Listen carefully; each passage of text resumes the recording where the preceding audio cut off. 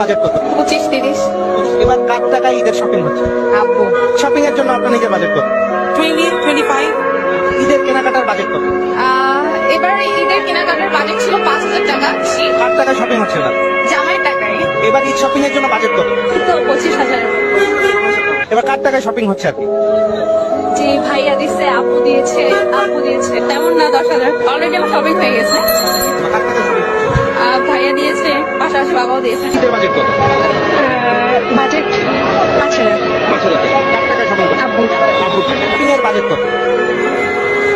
অনেক, তাও 10। ঈদ শপিং এর বাজেট কত? আপনার কার টাকায় এবার ঈদের শপিং হচ্ছে?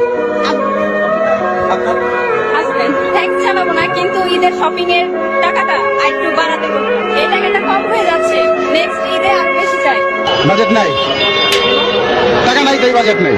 ফ্যামিলির মধ্যে সবচেয়ে কম থাকে পুরুষ মানুষের বাজেট, এটাই হচ্ছে গিয়ে কথা। এখন বুঝেন কত হইতে পারে সবচেয়ে কম। যে যখন থেকে কাজ করা শুরু করেছি তখন থেকে আসলে পুরুষ মানুষের জীবন থেকে যে ঈদটা হারিয়ে যায় এরকমটাই হয়ে যায় আর কি। তো যার কারণে অনেক বছর যাবতীয় নিজের জন্য কখনো বাজেট করা হয় না। নিজের জন্য এখনো করা হয়নি, ফ্যামিলির জন্য আগে, মা বোন ভাই বোন সবার জন্য আগে, দেন যদি থাকে। এই বাজারে তো বুঝতেছেন পরিস্থিতি কি। নিজের কোনো বাজেট নেই, আসলে নিজের জন্য কিছু কেনা হয় না। ঈদের জন্য আসলে আমরা